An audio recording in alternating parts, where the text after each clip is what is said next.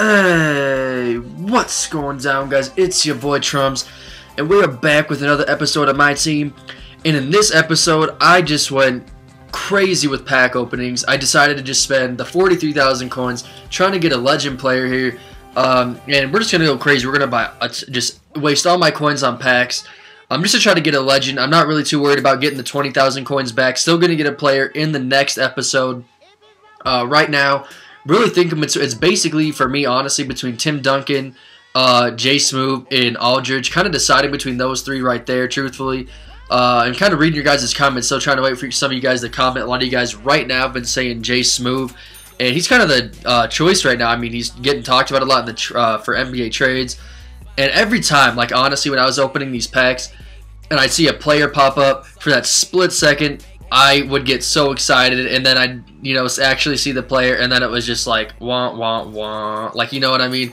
Just like, oh, man, oh, and then just get totally excited for that split second, and then just see it wasn't a legend. It was just some random old guy that sucks and no one wants on their team. But, I mean, I literally spent 40,000 coins on these things, and, I mean, we did get some valuable things. I can't lie. I did get some things that I did keep, but for the most part, as usual, packs just completely suck. So I don't know if you have to spend just a ton of coins if it's just based upon luck, or if you have to get like higher seeding. Like the higher seed you are, the more the game rewards you. Like the more you play the game mode, the more you get back out of it in packs. I don't know if it works like that, or if it's just solely based upon luck. And the more coins you drop, I mean, I guess they just say, hey, thanks for spending all our coins, keep buying these packs. You know what I mean? I don't know really how it works, if there's like a system behind it, or if it's just completely random or whatever. But I mean, the main thing today, Thursday, the trade deadline. The trade deadline, as of I'm making this video right now, is like an hour away. And one trade I've been hearing about, or it officially went down, like I think it was like 15 minutes ago, was Jordan Crawford from the Washington Wizards got traded to the Celtics for Fab Melo, which is actually an amazing deal for the Celtics. I mean, Jordan Crawford is he's a B6 man, and when John Wall was hurt for the Wizards at the beginning of the year, he was playing like a boss. He was honestly putting up like James Harden type numbers, averaging like 24 and 4. Like, he was playing really good. And honestly, the Washington Wizards, I do not know what their organization is honestly doing. I mean, they have John Wall, they get Bradley Beal, they have Jordan Crawford, who could be that 6-man. He can play point guard, play shooting guard.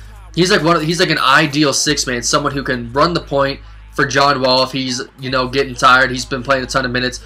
Or he can come in and play off the ball. If, let's say, Bradley Beal, they could have a sweet 3-man kind of rotation for that for the shooting guard and point guard spot. And then it's kind of like last year where they trade JaVale McGee, who I'll admit he looked out of it, like he looked like he just didn't care really anymore. And then, I mean, but I just don't know what the Wizards are doing. I feel like they're just trading a lot of their young talent. Like, they trade McGee, they trade Jordan Crawford. And, I mean, Fab Melo, let's be realistic. He honestly, I don't think he played a minute in Boston, which is pretty sad considering how many injuries they've had. And, their front line really isn't that good. And he's a big man not playing when I think they have literally Kevin Garnett as their only center on the roster. So I don't know what's the deal with. I mean, Jordan Crawford is playing so good this year. I don't know why they would trade him for Fab Melo. Like, the Washington Wizards organization, I mean, people wonder why they're bad. I mean, look at the trade they that just sums up the trade. You trade a ridiculously valuable piece, potentially, if you guys get a few more pieces, 6-man of the year candidate for Fab Melo, who, let's just be completely honest, in his career will probably average around 10 minutes a game. Like, at the most, compared to Jordan Crawford, who can be a starter on some teams. I mean, I think the Celtics got a steal here for Fab Melo.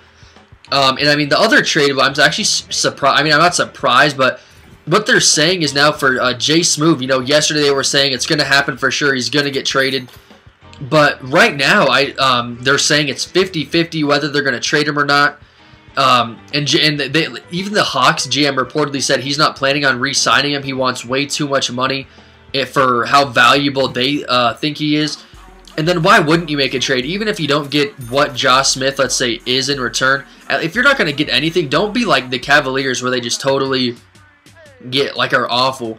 I mean, you guys have Al Horford still. You guys have a good a pretty good team. I mean, like they're offering Marshawn Brooks, and Marshawn Brooks has 3 years left on his deal, his rookie contract, so he's probably making around $1 million. I mean, a year, which isn't that much considering NBA and considering Marshawn Brooks.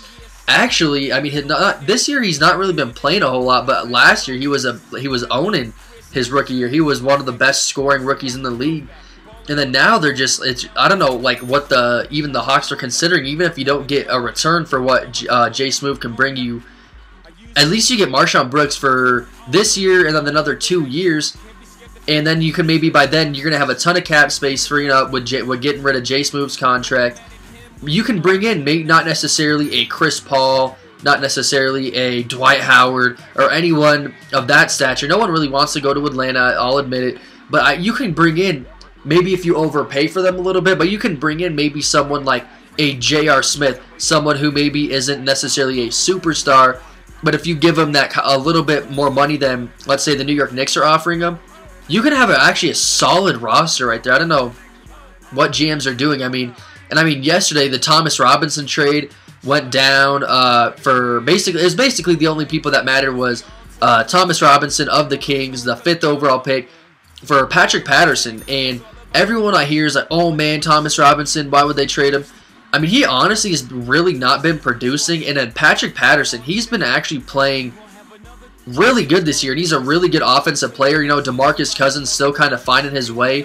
Him and Patrick Patterson were teammates in college at Kentucky. They were really good together, and DeMarcus Cousins, I think he's still emerging. And I think the one positive thing about getting Patterson over Robinson is Patterson has an amazing mid-range game. If you ever watch the Rockets, he kind of reminds me of that Kevin Garnett, that pick and pop type guy. Maybe not as effective as pick and pop. He doesn't get as many opportunities. But, I mean, he actually does just as good of a job hitting those mid-range shots, and I think that's going to open up the paint for DeMarcus Cousins, give him some more room to operate. Really, I think that's a good trade for both. I think Robinson, I'm kind of shocked that they gave up on him so quick, but I think as a personnel standpoint for who they got, Patrick Patterson for Robinson, I think they're both within a year of each other. Robinson came out as a junior. I think Patterson's honestly 22, 23, and Robinson is 21. So, I mean, honestly, a 2-year difference, honestly, isn't really that big of a deal, and especially for what you're getting in return. But the Kings and the Wizards, the one thing they need to do in the offseason is bring in some veteran leadership. I think both these teams are just young, and especially the Kings, they have so much talent with Tyreke Evans, Isaiah Thomas, Cousins, Patterson. If they can get a legit small forward in the draft, because they're going to have a high draft pick, if they can get, let's say, if they're the top 5 picks, they can get Muhammad and bring in a top 5 draft or just a small forward who's really good, the Kings can be scary if they start getting their heads right, if their players start growing up and start developing into what people think they can be, especially DeMarcus Cousins and Tyreke Evans. Coming into the league, Tyreke Evans, if he can, it's Tyreke Evans and John Wall. If those two guys can develop a shot, or at least a consistent shot, they can be virtually unguardable. I mean, Tyreke Evans can get to the rim at will with his size, with his ball handling ability, with his strength.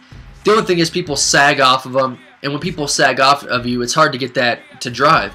And then same with John Wall. If both those guys can get that mid-range shot, those two guys are going to be, especially John Wall, is going to be a superstar. Tyreke Evans can just be a straight-up baller. And then I just don't know. Jay Smoove, I really do think they should move him for Marshawn Brooks.